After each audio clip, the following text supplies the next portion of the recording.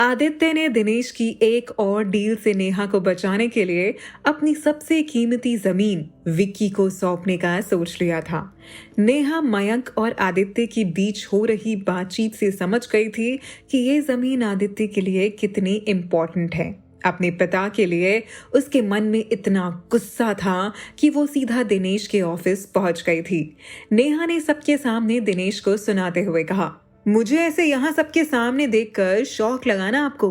क्या सोचा था आपने? आप मेरे बदले इन लाखों रुपए पर ऐश करेंगे और आपकी बेटी उस क्लब में सड़ती रहेगी? कैसे?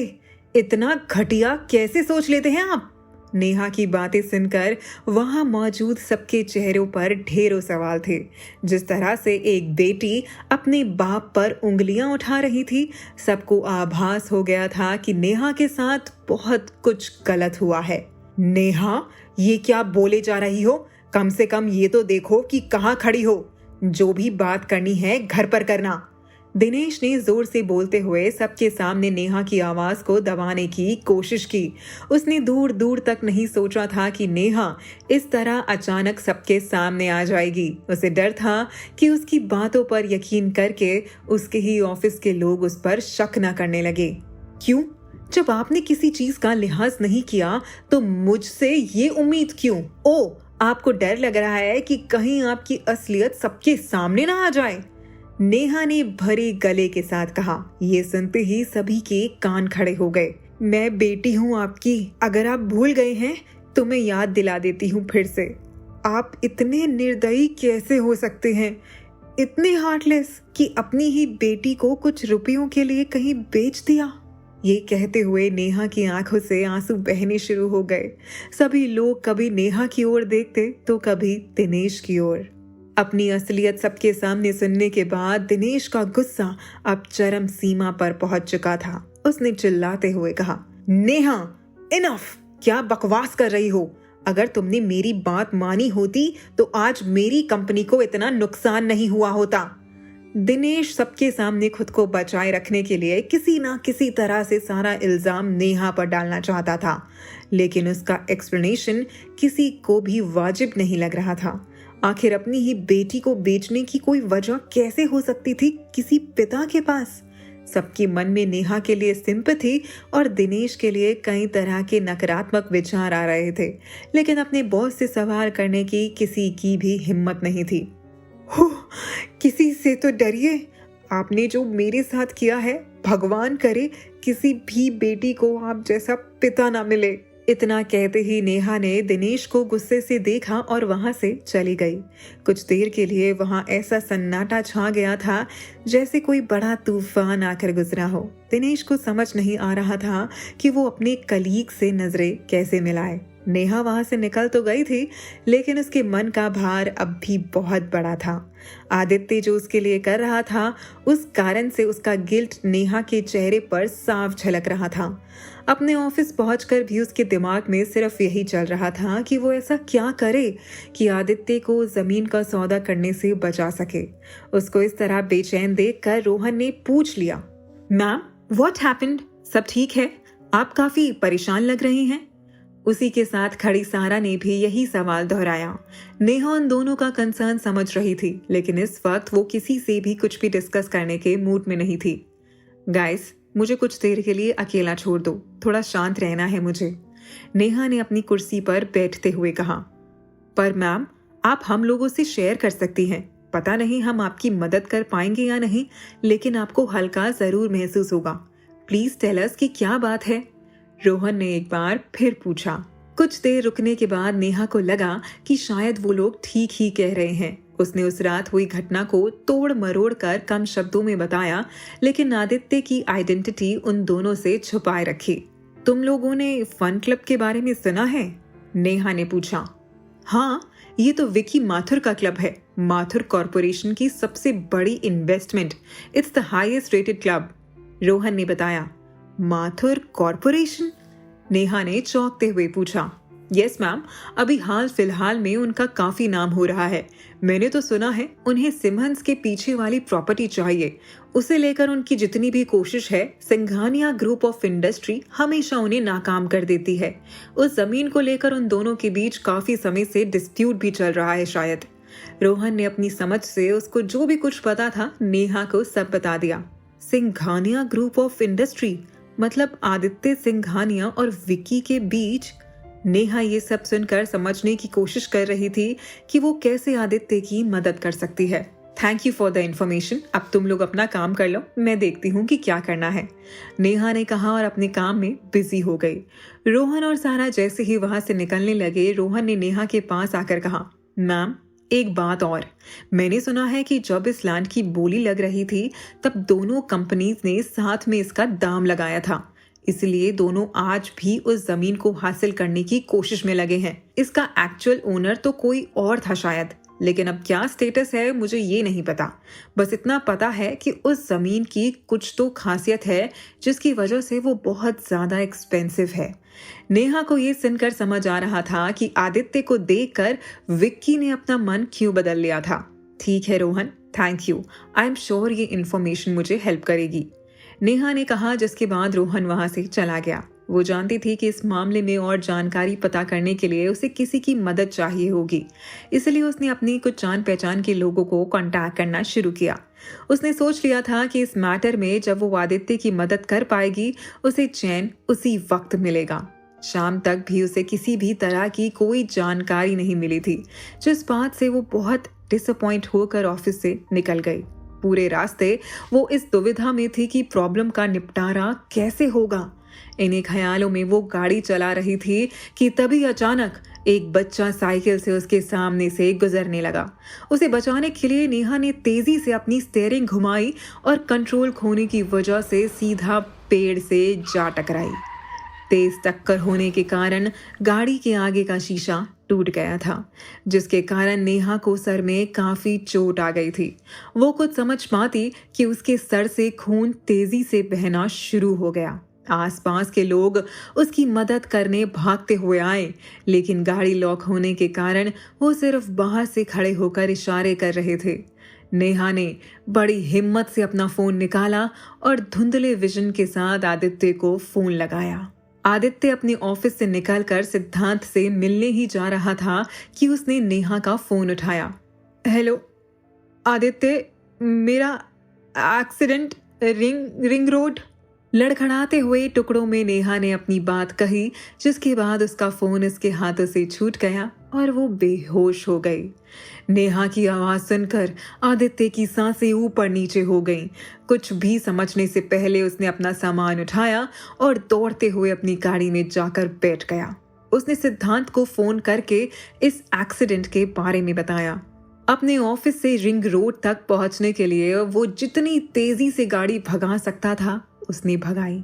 सिद्धांत भी उसकी मदद के लिए रिंग रोड के लिए रवाना हो गया था। दोनों लगभग एक ही समय पर उस जगह पर पहुंचे जहां नेहा की गाड़ी का एक्सीडेंट हुआ था। वहां खड़े लोगों ने तब तक गाड़ी का शीशा तोड़कर नेहा को बाहर निकाल लिया था। आदित्य भागते हुए उसके पास पहुंचा और देखा कि उसका माथा पूरी तरह से खून से लथपथ था। उसने नेहा को अपने दोनों हाथों में उठाया और सिद्धांत की मदद से उसे तुरंत पास के हॉस्पिटल में एडमिट किया। पूरे रास्ते वो एक कपड़े से नेहा के खून को रोकने की कोशिश करता रहा। उसके पूरे कपड़ों पर खून के धब्बों का निशान थे, लेकिन उसके चेहरे पर सिर्फ नेहा की चिंता। डॉक्टर्स ने उसका ट्रीटमेंट शुरू कर दिया था, लेकिन आदित्य की सांसें इतनी ऊपर नीचे हो रही थी कि वो हाँफ रहा था। थोड़ी देर की ट्रीटमेंट के बाद डॉक्टर ने बताया, patient is fine now. Sir पर जो चोट थी हमने उस पर ड्रेसिंग कर दी है। लकीली कोई इंटरनल इंजरी नहीं हुई है। ये सुनने के बाद आदित्य ने लंबी गहरी सांस ली और अपना पसीना पोंछा। जैसे ही उसने अंदर जाकर देखा तो नेहा धीरे धीरे अपनी आंखें खोल रही थी। आंखें खुलते ही आदित्य का हैंडसम चेहरा देखकर उसे कल रात हुआ सब कुछ याद आने लगा। उठ गई तुम? लकी हो। वैसे गाड़ी चलानी नहीं आती तो क्यों ले जाती हो? इतने सारे ड्राइवर्स हैं घर पर। और क्या कर रही थी तुम? तुम्हें वो बच्चा दूर से दिखाई नहीं दिया? आदित्य ने पूछा। उसके अंदर की टेंशन नाराजगी बनकर नेहा के सामने निकल रही थी। मैंने जानबूझकर नहीं किया, वो इतना सडन था कि। नेहा ने धीरे से समझाने की कोशिश की। और तुम डिस्ट्रैक्टेड थी, वट एवर इट वॉज। अगर ये तुमने फिर से किया तो। आदित्य जिस हक से उसे डांट रहा था, नेहा को साफ दिख रहा था कि इस एक्सीडेंट से उसकी क्या हालत हुई होगी। फिर ऐसा कभी नहीं होगा, नेहा ने हल्की सी मुस्कान के साथ कहा। आज उसे आदित्य की ये केयर बड़ी ही अपनी सी लग रही थी, जिसकी वजह से उसके दिल में एक अलग सी खुशी थी। थोड़ी ही देर बाद पीहू और मरियम हॉस्पिटल आ पहुंचे। पीहू ने आते ही नेहा को गले से लगा लिया। पास की सुपरमार्केट से वो अपनी बड़ी के लिए पेन किलर भी लेकर आई थी। उसे पता था कि नेहा को कितना दर्द हो रहा होगा, इसलिए अपनी तरफ से उसने यहाँ आने की पूरी तैयारी कर ली थी। उन सब के बीच अच्छी बातें चल रही थी, लेकिन आदित्य एक किनारे बैठा था। नेहा को उसके चेहरे से लग रहा था कि वो किसी न किसी बात से उससे नाराज था। रात हो चुकी थी। मरियम ने आदित्य से कई बार कहा कि वो पीहू के साथ घर चला जाए, वो नेहा के साथ अस्पताल में रुक लेगी, लेकिन आदित्य नहीं माना। यहाँ रहना भी है और गुस्सा भी करना है। कैसा आदमी है ये, कभी समझ क्यों नहीं आता है मुझे। नेहा ने मन ही मन सोचा। आप लोग घर जाइए आंटी, मैं हूं यहाँ, मेरी फिक्र मत करिए, आदित्य ने मरियम से कहा।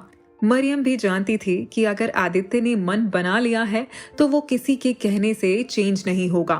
वो चुपचाप पीहू को लेकर वहां से निकल गई, जिसके बाद नेहा और आदित्य अकेले रह गए थे उस कमरे में। आदित्य ने वीआईपी रूम में नेहा को एडमिट करवाया था, जहां हर तरह की सुविधा थी। बड़ी देर तक उनके बीच सिर्फ शांति थी। जब इसी तरह से नाराज रहना है और मुंह फुलाना है तो घर क्यों नहीं चला जाता। नेहा मन ही मन खुद से ही बातें कर रही थी, क्योंकि आदित्य तो वो एक किनारा पकड़कर सोफे पर बैठा हुआ था। थैंक यू, नेहा ने कहा। तुम्हें नहीं लगता कि अब ये पैटर्न हो गया है, मैं तुम्हें आकर बचाऊं और तुम मुझे थैंक यू बोलो। तुम यही थैंक यू बोलने के लिए सब कुछ करती हो क्या। आदित्य ने बड़े रूखे अंदाज में कहा। तुम इतना क्यों उखड़ रहे हो, क्या हो गया है, नेहा ने पूछा। उसे समझ नहीं आ रहा था कि उसकी गलती क्या है। वो समझ नहीं पा रही थी कि उसी की चिंता में आदित्य को उसकी ही लापरवाही पर गुस्सा आ रहा था। तुम हो मेरे गुस्से की वजह। तुम्हें कुछ पता ही नहीं है कि तुम्हारे लिए क्या सही है और क्या नहीं। तुम इतनी लॉस्ट हो जाती हो कि कई बार तुम्हें अपने आसपास के लोगों की भी फिक्र नहीं होती, आदित्य ने चिढ़ते हुए कहा। क्या आदित्य की फिक्र में छुपा एक अनोखा एहसास समझ पाएगी नेहा। क्या नेहा की लाइफ में आ रही दिक्कतें ले आएंगी उसे आदित्य के करीब। आप लोगों को क्या लगता है, क्या होंगे इन सभी सवालों के जवाब। कमेंट बॉक्स में कमेंट करके जरूर बताएं और सभी सवालों के जवाब जानने के लिए सुनते रहिए द रिटर्न, सिर्फ पॉकेट एफएम पर।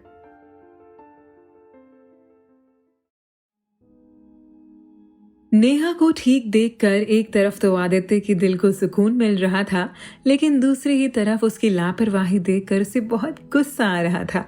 और रह रह कर आदित्य की बातों से उसकी नेहा के प्रति नाराजगी साफ दिख रही थी। एनीवेज, सो जाओ तुम, डॉक्टर्स ने तुम्हें आराम करने के लिए कहा है, आदित्य ने कहा और फिर से अपने मोबाइल की तरफ देखने लगा। 1 मिनट, बात क्या है, इतना घुमा क्यों रहे हो, साफ साफ कहो कि क्या बात है, नेहा ने पूछा। उसे भी नहीं पता था कि वो क्यों इतने सवाल पूछ रही थी, लेकिन आदित्य की ये खामोश नाराजगी अंदर ही अंदर उसे परेशान कर रही थी।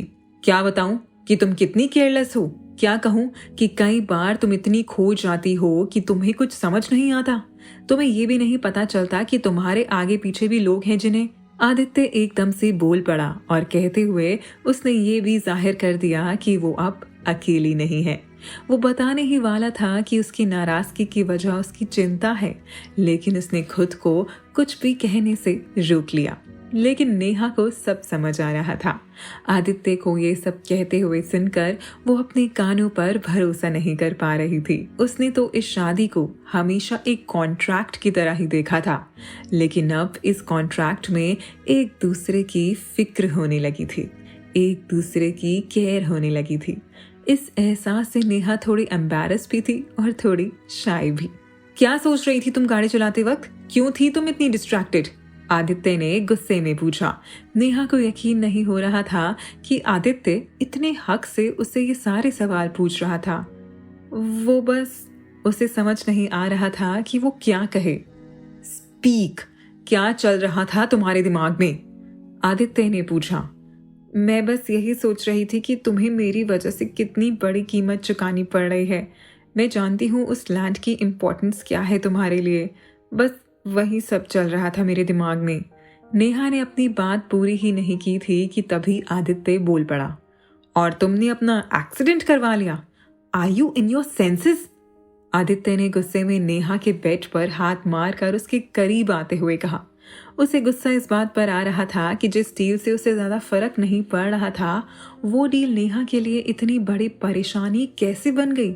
ये जानकर कि उस लैंड डील की टेंशन ने नेहा को यहाँ तक पहुंचा दिया था, आदित्य को गिल्ट हो रहा था। पर नेहा को समझ नहीं आ रहा था कि वो क्या समझाए उसे।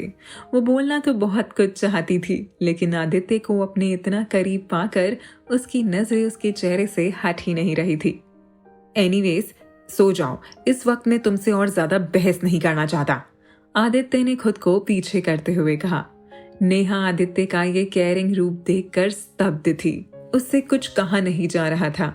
उसने बस सर हिलाया और अपनी चादर को ऊपर तक ओढ़ लिया। आदित्य भी चुपचाप जाकर वापस सोफे पर बैठ गया। न वो नेहा की तरफ देख रहा था और ना ही उससे बात कर रहा था। आज वो उससे उसी के लिए नाराज था और ये बात नेहा के दिमाग से जा नहीं रही थी। वो बस एकटक आदित्य की तरफ देखे जा रही थी। कुछ देर बाद उसने बड़ी हिम्मत से पूछा, आयुष श्योर तुम यहाँ रुकना चाहते हो? तुम घर जाकर आराम से सो सकते हो।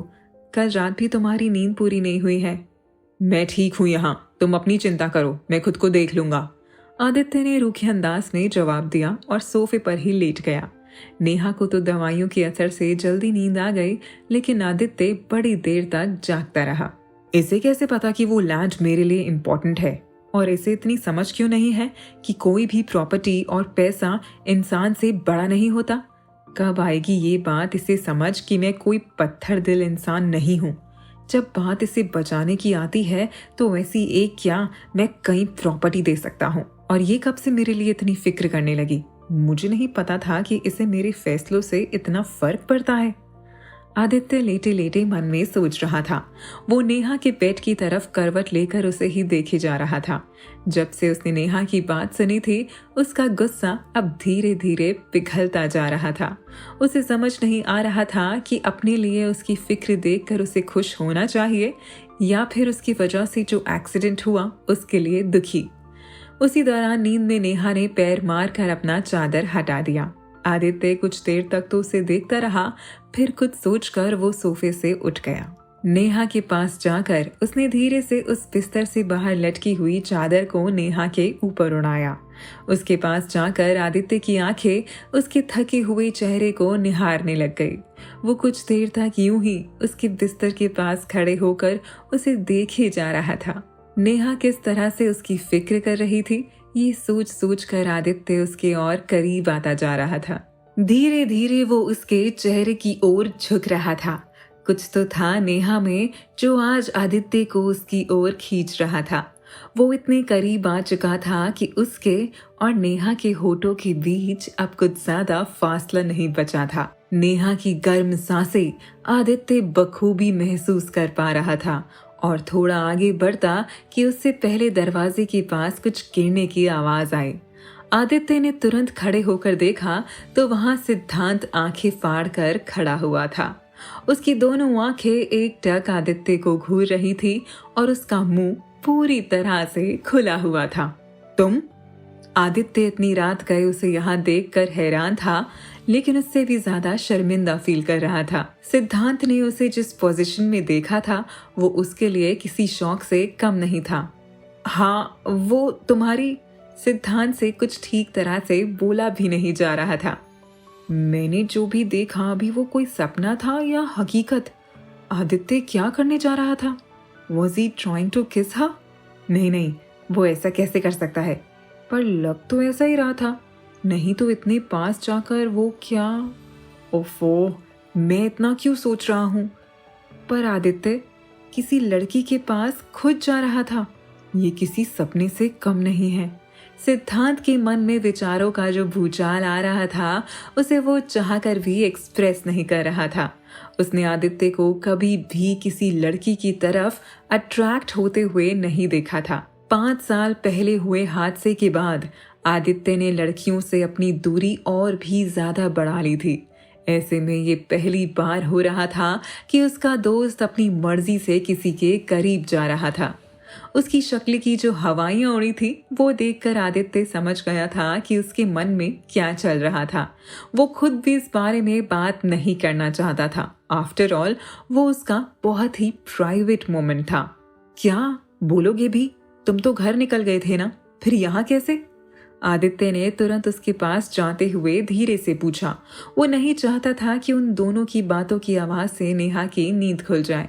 वो एक्चुअली हम लोग मेरी गाड़ी में आए तो तेरी गाड़ी एक्सीडेंट साइट पर ही रह गई थी, इसलिए मैंने सोचा मैं उसे यहाँ ले आता हूँ।